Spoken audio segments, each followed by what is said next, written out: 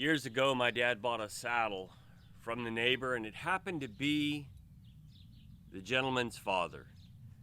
And he said to my dad, "I'd like to have the first right of refusal. So if you ever, somewhere down the line, decide that you want to sell it, please give me first chance at it." And so they agreed, and my dad went on. He was hoping that my dad would use that saddle for a while, and then it would come back to him. In the life that we live today, sometimes things don't come back to us. They're not restored the way that we'd like them to be, oftentimes. Today we're talking about what I'd like to call God's Great Reset. It is the year of Jubilee. And in Leviticus 25:17 it says, "You shall not therefore oppress one another, but thou shalt fear thy God, for I am the Lord your God." A lot of people today do not understand the idea of a sabbatical year or a year of Jubilee. Leviticus 25 talks about this idea of a sabbatical year. And so every 7 years, what would happen is you would allow the ground to lay fallow. That would allow not only the ground to rest as it needs to, but it would also allow you to rest, and more importantly, to rely on the Lord. The Lord would use that ground to produce enough to sustain you through that year. And so it's as if what we're seeing is that what they experienced in the Exodus was going to continue, and it was going to draw them to God.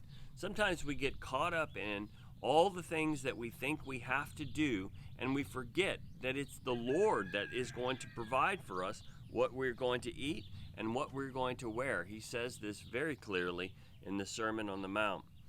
Now, if you take a look at what's kind of going on today, they're talking about a great reset, and it seems to be a great experiment. And it's as if they have their own idea of how they're going to establish kind of this Jubilee. But I want to tell you it's the absolute opposite of it. Where God wants to restore all the land, that the people aren't kind of homeless, this great reset wants to take all the land. And so the question is this: can we learn anything practical for today out of the book of Leviticus? I think the answer is yes. And I know there's people that have thought that, well, those things are old and they're part of the law, and we have nothing that we can gain from them now. But I don't think that that's true. I think that we can look at what God has intended for us, and we need to stay in that path. Because man has another idea. And man does not want to provide you the freedom. You see, in the Jubilee, what would happen is if you had enslaved yourself, you would be free. Man wants to control, man wants to bind heavy burdens, and God wants to set free.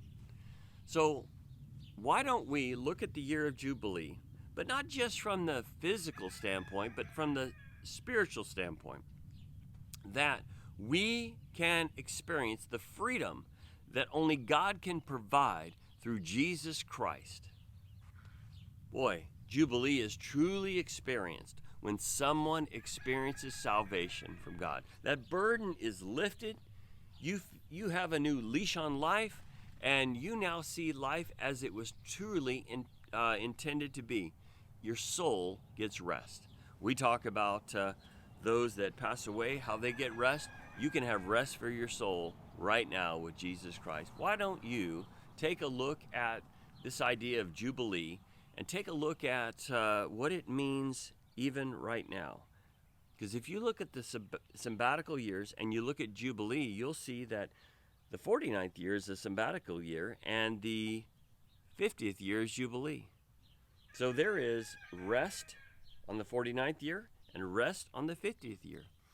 We should get rest for our souls now, and eternally will have rest in his presence. Boy, that's some encouraging words in a world today that is seeking for some kind of hope. May God truly bless you. Thank you so much.